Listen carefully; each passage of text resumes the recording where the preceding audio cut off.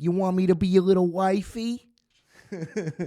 What's up, ladies and gentlemen? Adam Pecora here, and you are tuned into Requiem for a Tuesday, Academy Awards edition. You may notice my voice is shot. It happens. What can you do? I'm powering through. This is, playing hurt. Classic. I'm here for the people. It's unfortunate, but we'll recover. We'll move on. And I'll be back and better than ever. But in the meantime, rate, review, and subscribe to Requiem for a Tuesday. We're on Apple, we're on Spotify, we're on YouTube, we're on all the other things. Any weird, obscure thing, probably there too. I just checked all the boxes. So it should be everywhere. Music, Multiplex, Wolfx, the homie Justice, new record, Chef Juice, Marathon, Grand Prix, Marathon's the single. I keep flipping that in my mind, which is not good, but go listen to both. Go listen to it all. It's very good. Check out all my links in the description below. Merch, RFAT.bigcartel.com, Instagram, Adam.RFAT, and just rate, review, subscribe. That's all I want. Numbers. Give me numbers. Share it. Tell your friends. Tell your parents. All right. So I'm off a Gatorade fast twitch and a Zin right now. Zooming. I'm on the fucking moon. It's so weird how it's just like, oh yeah, but if I say that this is for the gym, then you can just take whatever crazy ass fucking thing you want. I read the ingredients. I mean, some of them you at least recognize the words, but I don't know what the fuck is in this, and people are just like, yeah, that's chill. It's such a weird mentality, Like, gym heads are just drug addicts that they've circumvented the process of, like, doing cocaine and it ruining their life, and then, like, finding discipline through exercise to channel their you just did that first. But it's the same thing. Everybody's just chasing a buzz, man. That's all anyone is doing every day of the week forever. And every inconvenience of life is just getting in the way of that perfect buzz. Everybody's just chasing that nice little buzz. The finance bros realize that Zins are nice. It's like, yeah, cigarettes were cool the whole time. You know what I mean? Like, not actually, but you know what I'm saying? Like, everybody's known that. The difference is just like, you can just tell who like feels that they're like not crossing a certain personal line. Listen, man, you just like a buzz. There's nothing wrong with it.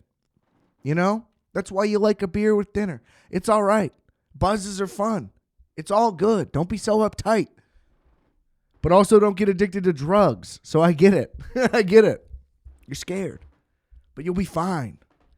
But you don't need a Gatorade fast twitch, man. Have a cup of coffee. It's natural. What's in these powders? You guys don't need this stuff, man. You can get energy from regular stuff. Oh, I won't touch a Monster Energy.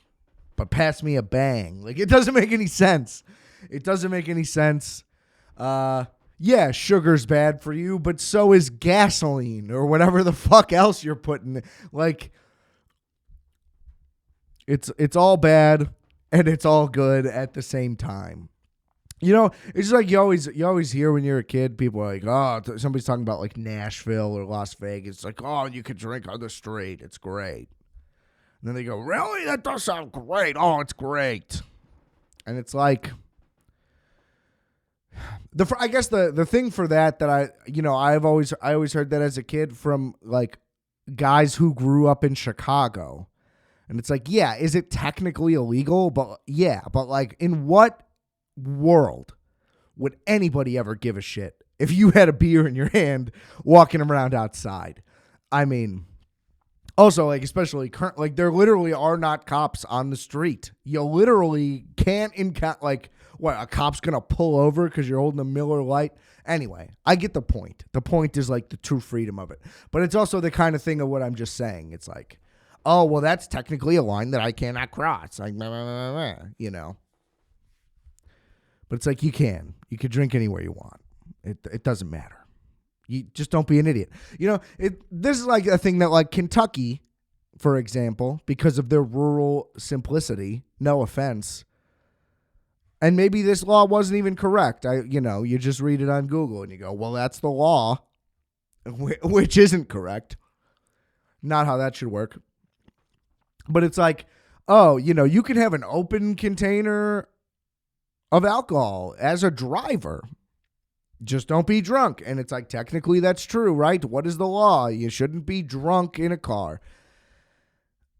I guess don't drink and drive, like literally, you know what I mean? But like in that case, it's like, well, if I'm below the limit, like I'm within the law, what is the difference? That technically should be true in public, right? Public intoxication should be illegal.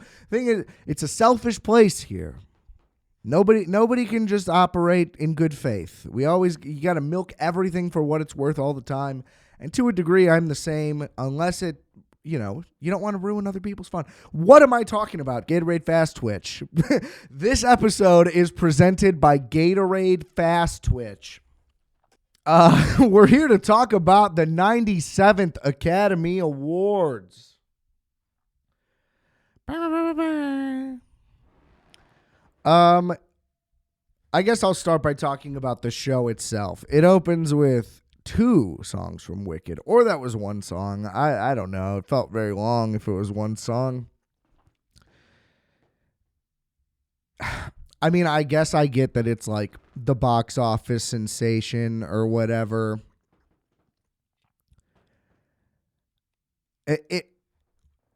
Was it drawing a significant audience that it needed that?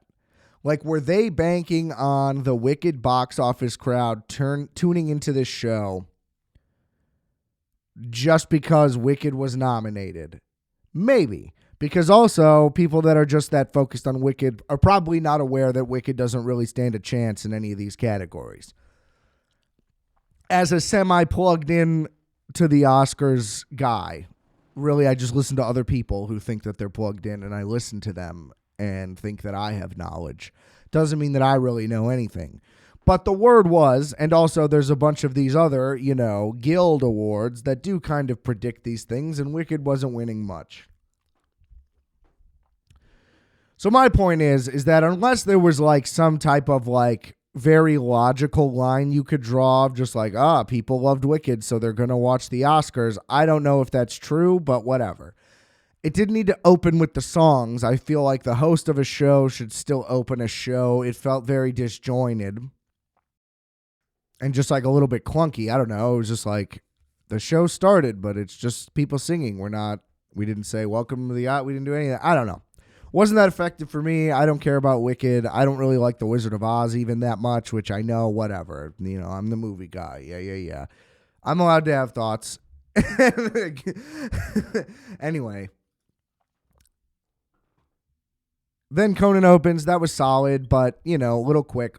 My biggest gripe with the show overall is that this happens every single year, but they're willy-nilly with the time throughout the whole thing. They let the quote-unquote minor awards that they put up front, they give them 2 minutes to speak. They don't police the time, and then all of a sudden they think they're pressed for time, and they cut off the important people at the end. Meanwhile, they're taking 10, 15 minutes for these elaborate, long, boring segments that they don't need to do at all. I mean, honor Quincy Jones. That's cool. We need to do 15 minutes of songs. This whole thing had way too much songs. Cut all the songs, and there's all the time for everybody to have all the speeches they want.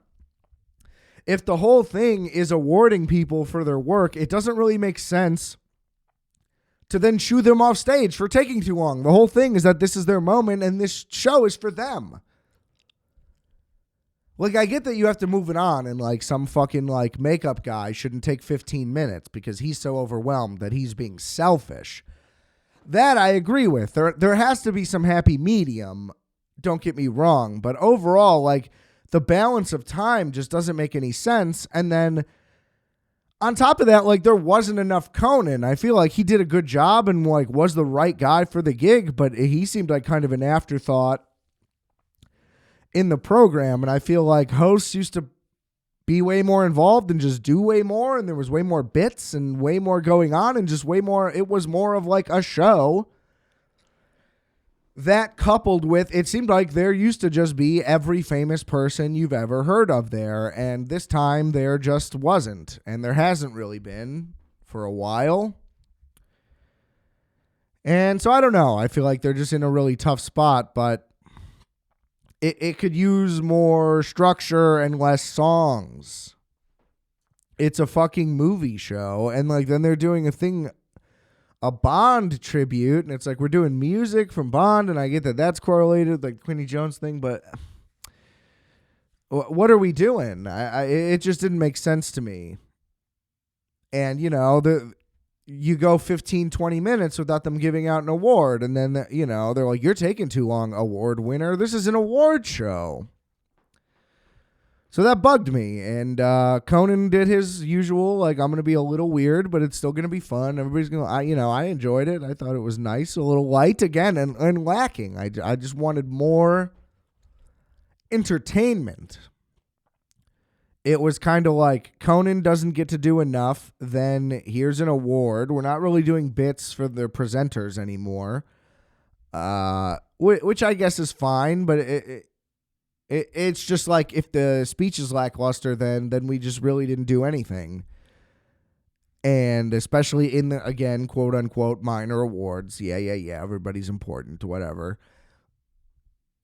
Then it's just like, okay, now we're just losing it. And in the middle of the show, I was just kind of bored out of my mind. And maybe I checked out. Maybe I missed some Conan. Maybe that's my problem too. But there was a big lull. It started off nice, and then the middle just died, and then the last hour was good again because we got into the meat of it. So I guess those are my thoughts on the show. Look, Amelia Perez, I'm looking at the nominations by movie. Amelia Perez led with 13. Now, it only won 2, so whatever. And maybe that's only because of the controversies. And, maybe I'm finally glad that some dumb controversy ruined something. Not finally, I guess it's usually not a bad thing, I suppose.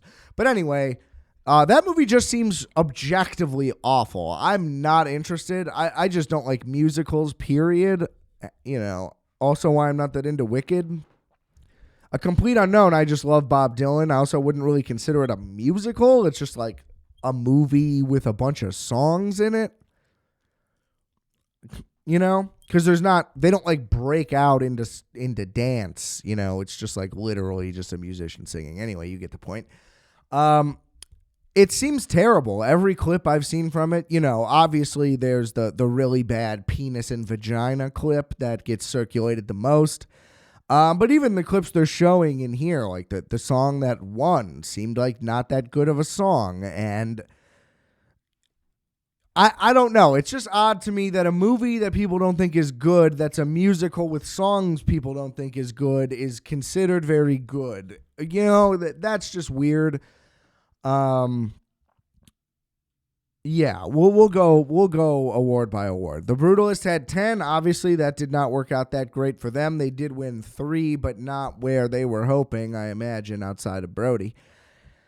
Wicked, same thing, 10 and then just 2. I mean, all these heavy hitters really just didn't do it. Complete Unknown, I don't believe won anything. Conclave probably didn't win anything.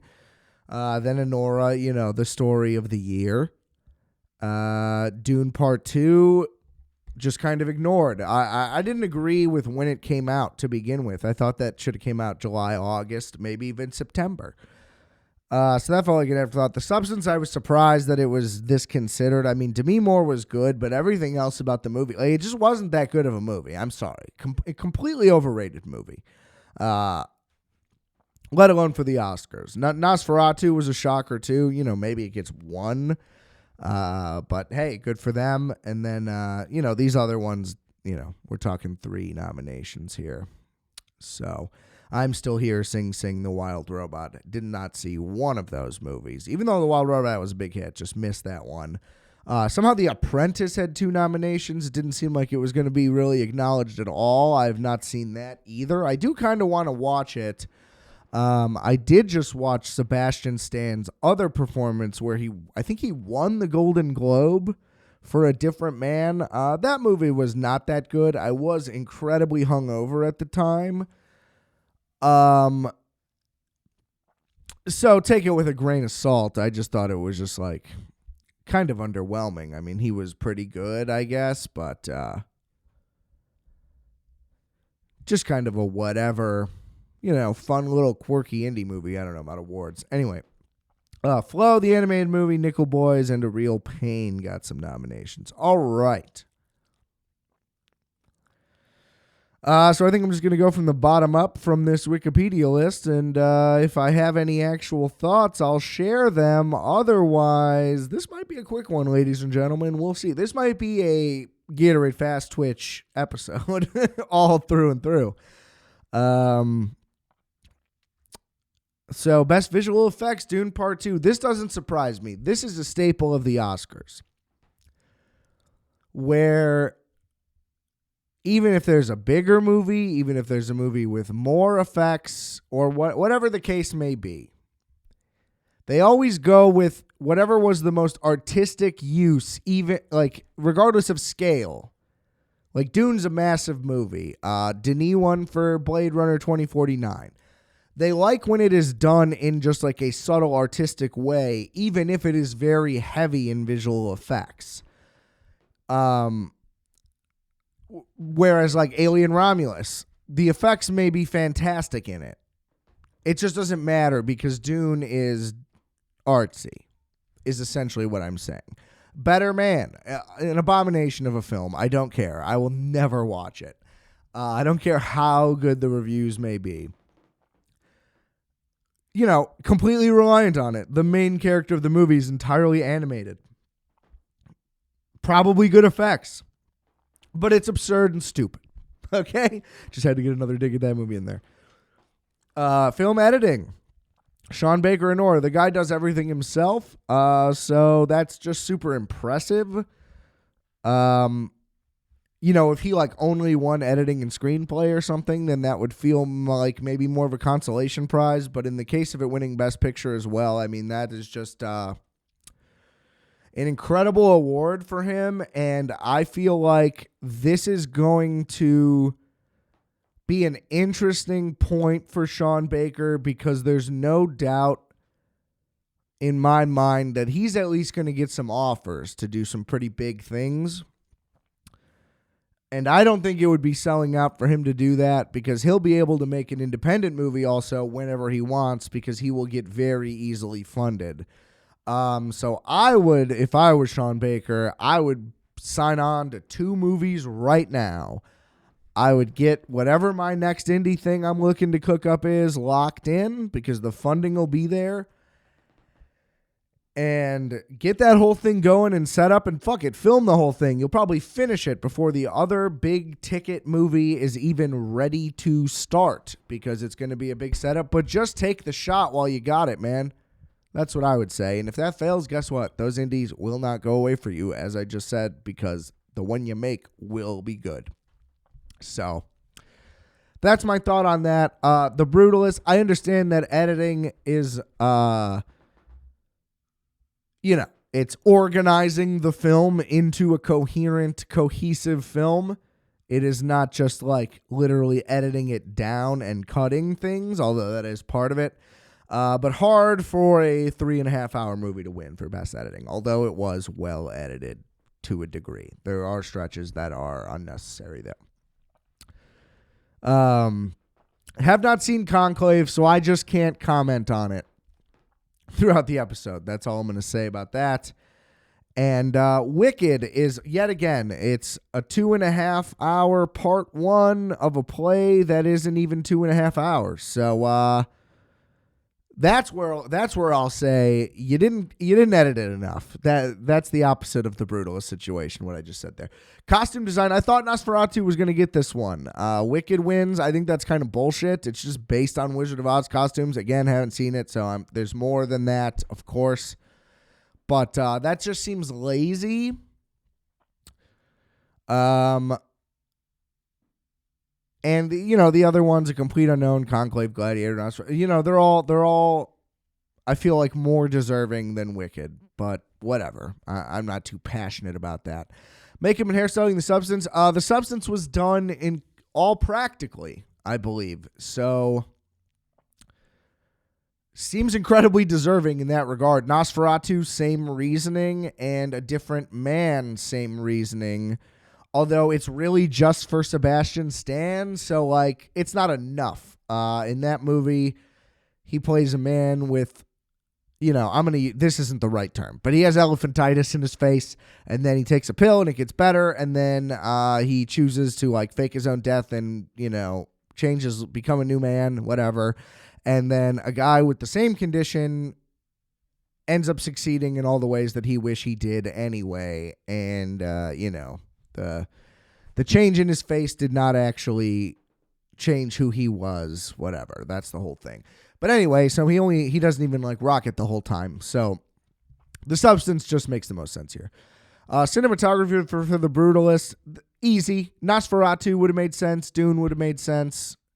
What is Maria? I don't even know what that is. Okay. When did this even come out?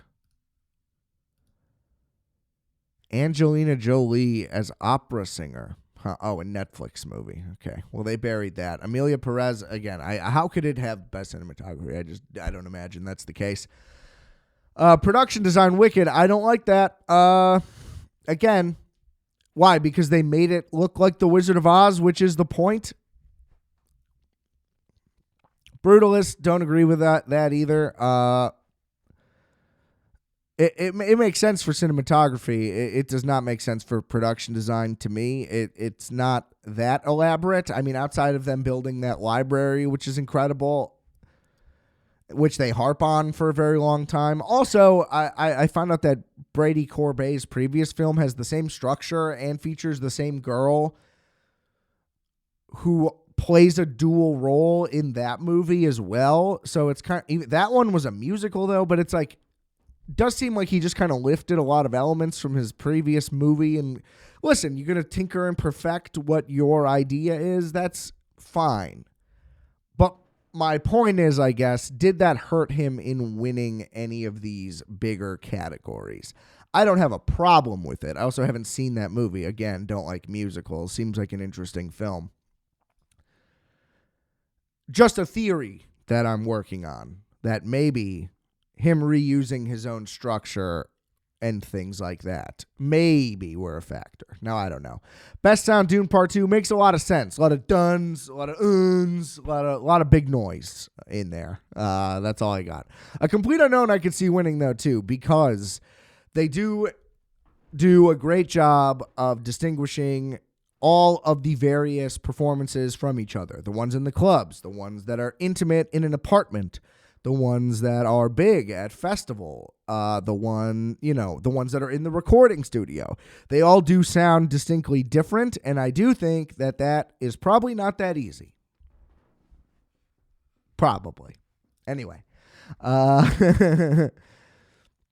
Let's see. Best music, original song, a song from Amelia Perez. Nobody likes the songs in that movie, so this is probably a bad choice. I don't know what any of these other ones even are, so whatever. Can't comment on it. Original score, The Brutalist, makes sense. The score was incredible for this movie. I thought that this was as much of a lock as any category in the entire thing. Shout out to Yuck. I saw them at Pitchfork in like 2011, 2010, something like that. Right before Odd Future. And that was great. They were very good. I didn't know who they were, and they were good. And I didn't know that this guy was in that band until I looked him up when I saw The Brutalist. So that's very cool. And he is very good at scoring films, and he was very timid on stage for a man who used to be the lead singer of a band. But that is a big moment. But good for him, and I hope he has a lot more great scores to come. Animated short film. I don't know anything about this, but I believe this was the time when it was like a husband and wife, and they're like, we're going to use our phone. And then the wife read the phone, and then the husband was like, no, you're doing it wrong. And then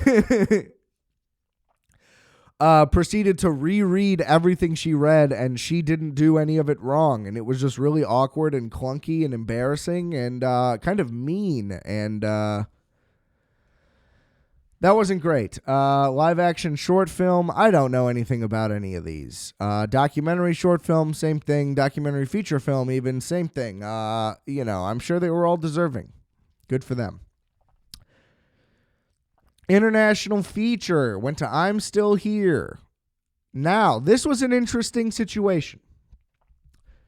I am usually a proponent of being upset at the international feature film category because typically the international feature film category has 4 movies from another country that are not nominated for really anything else. Maybe some acting, supporting, maybe some below the line production design, costume, whatever.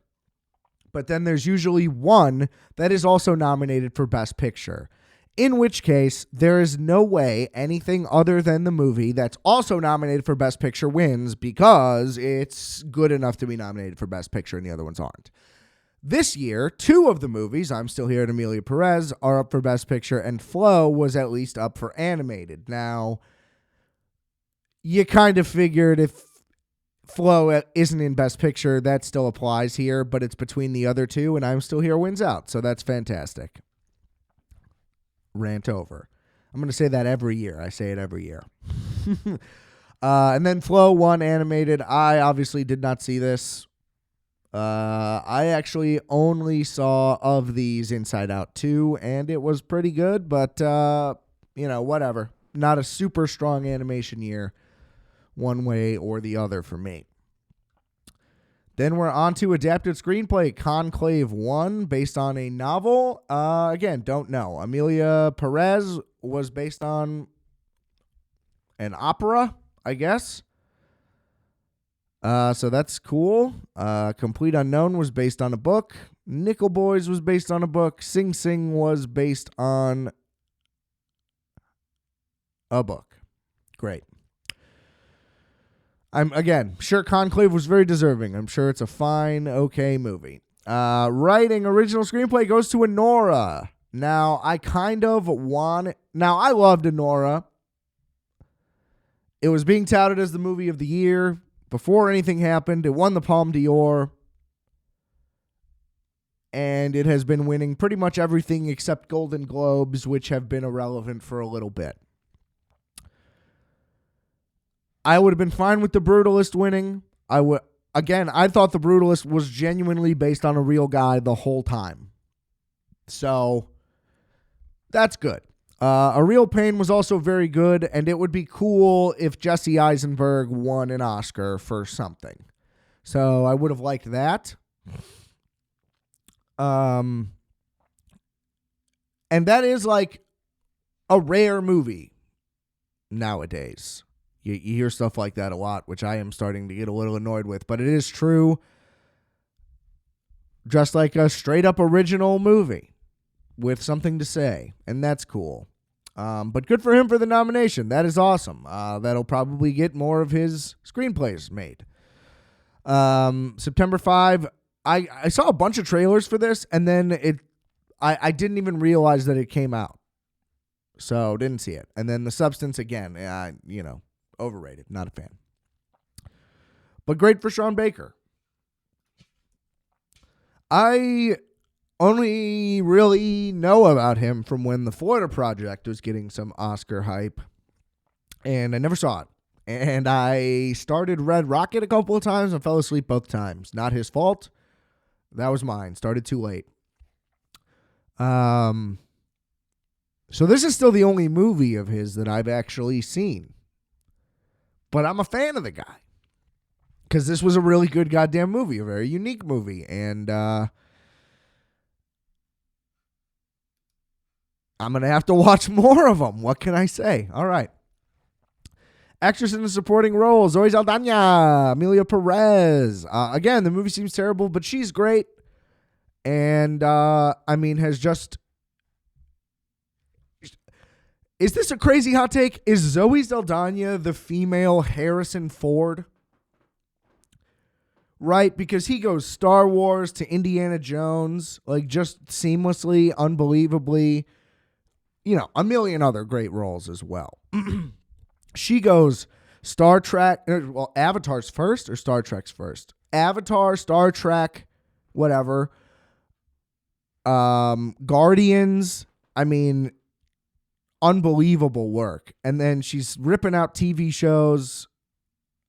I tried to watch Lioness. Didn't really work for me. Maybe I need to try it again. Okay, Star Trek and Avatar were the same year. That's kind of what I was thinking. That's pretty crazy.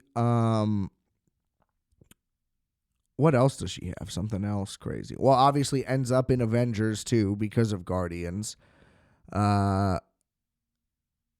There's no way you're going to get an Oscar for those roles, but you wouldn't even know it's her in any of those. Now that's because of makeup and stuff, I guess, but she is great. Big fan. Female Harrison Ford. Mark it down. I called it here first. Actor in a supporting, Kieran Culkin. This was pretty much a lock. It seemed like I was rooting for Guy Pearce. I feel like he did a better job. Transforming. I don't know. It's hard to say. See, Kieran Culkin did a phenomenal job. Yor Borisov also was great in Anora. He just wasn't in it enough. Now, it is supposed to be a supporting role, but a lot of his acting in that movie is just silent, and I feel like it's hard for him to win, at least amongst the people he's against in this case. Jeremy Strong, didn't see The Apprentice. Again, I do want to watch that soon. Maybe I'll do a little epi on it if I watch it this week. Or it doesn't have to be this week, I guess, if I watch it at any point.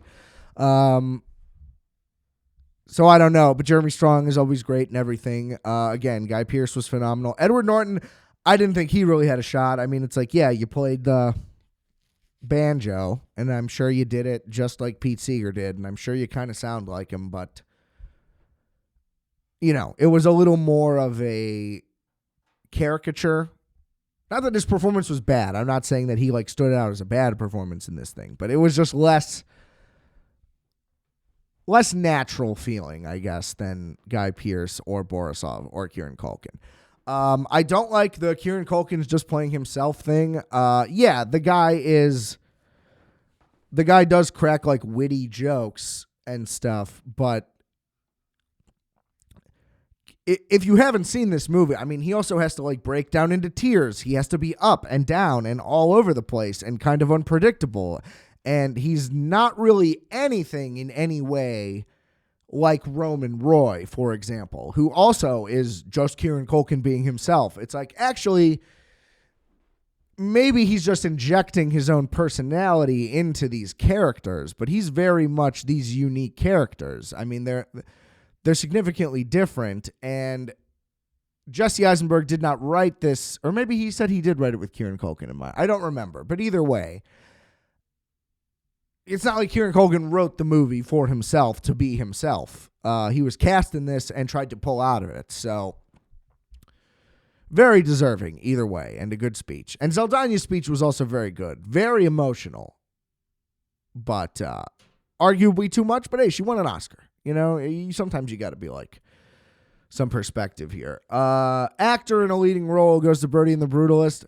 I thought Chalamet had a chance. I didn't really think anyone else in this had a chance. Sebastian Stan in The Apprentice, again, I haven't seen it, but a lot of people really haven't, so I feel like that would be surprising. There's not really a precedent for him winning. Ray Fiennes in Conclave, people thought that this was just going to be the career award, we'll finally give you one. But I think that Brody and Chalamet were just too strong, that it's you can't really do that this year, with the Borisov one. Coleman, Domingo, and Sing Sing, again, just nobody saw it. It would be shocking. I'm sure he was great, but it's tough. Same thing against those other two. And Chalamet, I think it's just he's too young, we'll get him later type thing, even though Brody's already won, but he was excellent in the movie. I mean, excellent. And I've never seen The Pianist. I would like to see The Pianist just to compare it to The Brutalist, and I think that would be a fun little thing for the show as well. I got to make some notes. I'm doing this on the fly. Sponsored by Gatorade Fast Twitch. And he was great. He was great. There's no denying it. Totally deserving. Best Actress, Mikey Madison, Nora. Again, also completely deserving. I love Mikey Madison. Only have seen her in Scream and Once Upon a Time, but she's great in both. A little over the top in Scream, but it's Scream. That's the point. She's kind of like the Matthew Lillard of that movie. And she was amazing in Anora. There's not a moment where it breaks at all. You are 100% in this world, and this world feels like the real world, and it kind of is like all of this could be happening to this person who, like, if Mikey Madison was like, I started out as a stripper in Brooklyn before I became an actress, you would not be shocked, but that's just not the case. She was great. She was great. Wicked, no chance. Amelia Perez, thank God that got nixed, because it seemed like that was a thing, and, just like Justice would say, thank God for Twitter. Demi Moore, this was the disappointment. People thought she was going to win. I just think the movie just wasn't good enough. That's what it is. It's not that Demi Moore was great in that movie, but the movie just isn't that good. I'm sorry. Not for somebody to win an Oscar for it. Not for me. So, sorry. And then the I'm Still Here lady, too small of a movie. Seems like that's a good movie also. Not trying to knock it, but. And that brings us to directing, in which Sean Baker won. Great for him. Again, I think, in my opinion, it was between him and Brady Corbet. Since The Brutalist didn't win screenplay, kind of a wrap. Once Anora won editing and screenplay, I was like, oh, it's winning everything. And then I thought Mikey Madison could have lost, especially since Borisov left, but Sean Baker was winning everything from those. Once those two were in, it's like he's getting them all. I, again, didn't think The Substance or Amelia Perez had a chance. A Complete Unknown was a long shot, too. I think this was a two-horse race. I liked A Complete Unknown, but it just wasn't there wasn't enough story in it, I feel like, for it to win something like this. And then same with Best Picture. They added Dune Part 2. They didn't even give Denis directing. They gave Amelia Perez directing. They gave The Substance directing. I think that's kind of crazy. Wicked, The Substance, Nickel Boys, the long shots. I'm Still Here, all that. There's nothing more to say. I think The Brutalist is what would have won 10 years ago. Like, if all of these nominees were exactly the same 10 years ago, well, maybe Amelia Perez would have won everything weirdly, because, none of the stuff would have came out probably. But let's say all of the situations are exactly the same, but it's just 10 years ago. I feel like The Brutalist wins, and things are just a little bit different now. And excited for what's next from Sean Baker. Very excited. The guy has been crushing it. I mean, he doesn't really have like a poorly received film, and he keeps doing it himself, his own way. Kind of like a modern Soderbergh, who also will like shoot on an iPhone, and I think he'll edit himself sometimes. That I could be wrong about. But I feel like they're kind of connected. It wouldn't surprise me if that was inspirational. It was cool for the shout out to Tarantino, who presented it, who he's like, if you didn't cast Mikey Madison in Once Upon a Time, and she was great. She got hit with a can. It was awesome. I wish they would have done a little more for David Lynch. Personally, obviously he means a lot to me, but I get the Gene Hackman thing was more recent, and as an actor, and he was in way more movie. He maybe technically contributed more, arguably, like in quantity, no doubt. But he got his own little separate thing and then was in the in memoriam right after. And then they saved Lynch for the end, and they didn't really do an extended thing or anything like that. So I don't know. You know, they never gave him an award. They gave him an honorary award, which is kind of like a we fucked up, I guess. But that feels condescending almost to get. I thought it was nice when they showed Isabella Rossellini at some point, and she had some blue velvet on. That warmed my heart a little bit. I thought that was very nice to see. And look, next year, well, this year and next year movies are supposed to finally supposed to be out of the weeds, right? Because it went COVID into multiple strikes, and now we should finally all be out of that, and we should be on a non-staggered release schedule. More stuff should be coming out.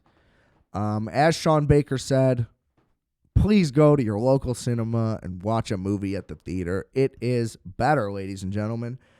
And with a Regal Unlimited Pass, sponsored by Gatorade Fast Twitch, you can see as many movies as you want, and it only costs you one monthly rate. It's fantastic. Oh, we want to see 2 movies this weekend. Oh, the times line up. We'll go back to back, double feature, no biggie. It's great. And it's better than a streaming service subscription. They keep getting worse, and we're all aware of it. And the things that they put out that are originals are getting worse. You know why? Because they're starting to put the better ones in the theaters again, and they should do it for longer windows. Let's go 30 days minimum every movie. No more 2 weeks, 1 week, 3 days, whatever. That's what I want. I want us all back at the movies. Mickey 17 coming out soon, so we'll hopefully see that this weekend.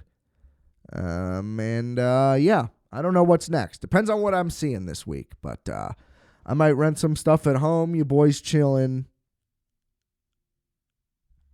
Again, back on the regular sketch, the reg sketch, as I call it.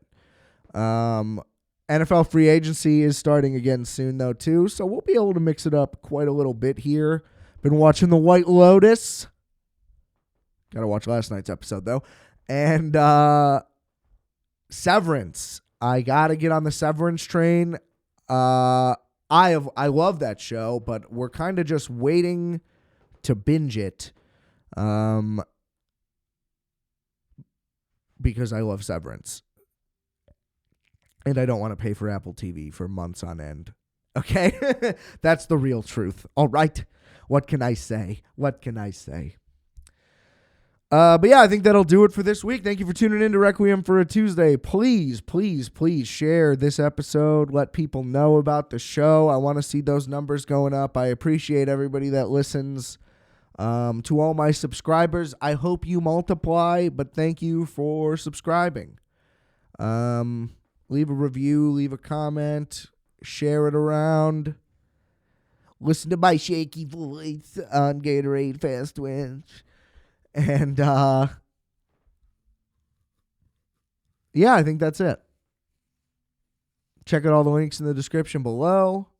Adam.rfat on Instagram. Merch at rfat.bigcartel.com. I'm hungry. I think I'm going to go make myself a sandwich now. And Justice claims that Microwave Minutes may be coming soon. I knew I had one more thing. I was vamping there for a second, trying to think.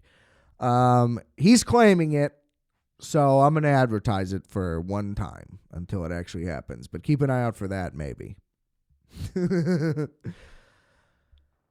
Mike Myers was on SNL, and he was good as Elon Musk. It was shocking to see him back. Love Shane Gillis. Not for everybody. Shouldn't have been. It's great that he wasn't a cast member ultimately in the end. Worked out for the best. But people are very sensitive to seeing that man, and that is shocking, and you should work on that. All right, now I'm out. And remember, I are fat. You are fat. We are fat. Calculator. Bye.